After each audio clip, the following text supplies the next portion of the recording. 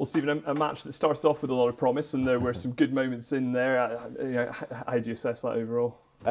Yeah, I mean, I just played too many bad shots really, and in a match where you follow one bad shot with another, it kind of it snowballs a bit. I started off great, yeah. I mean, two doubles in a century, but that's unusual for me, I tell you, because I'm the worst doubler in the world. Um, there was little bits and pieces here and there, but generally, yeah, too many unforced errors. It's something that I criticise players for when I'm commentating, and there was just a whole load from me that made it. I mean, the first four frames were, apart from the century, the first three frames were pretty forgettable, and I could have won all four of them, really. So that really was my chance gone, really, I think, there at the early part, to try and put pressure on James.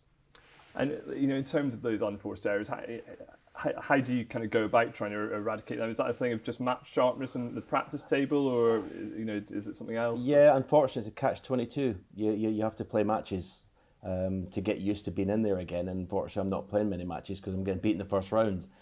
So it's the only way to sort of get that sharpness by playing lots of matches. So I think next season, if hopefully I get another wild card, I'd love one. I'll start. I need to start practicing with players. I had a good 2 or 3 days at the academy there with I played against Champing Fei and Sushi, and I need to do more of that next year. I think to get used to playing people. So that'll be the plan.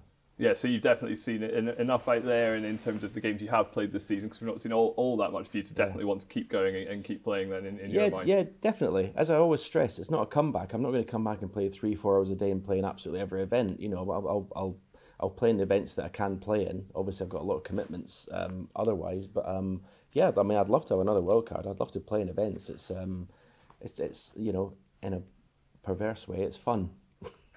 And you said when you first came back and started playing again, the dream was still there to try and get to the Crucible. Yeah. Is that still there for you? Is that still in your mind? It's still a very distant dream in the future that one day I walk out the Crucible again. Look, it's very doubtful. It is very doubtful. It's huge odds against, but that's the dream.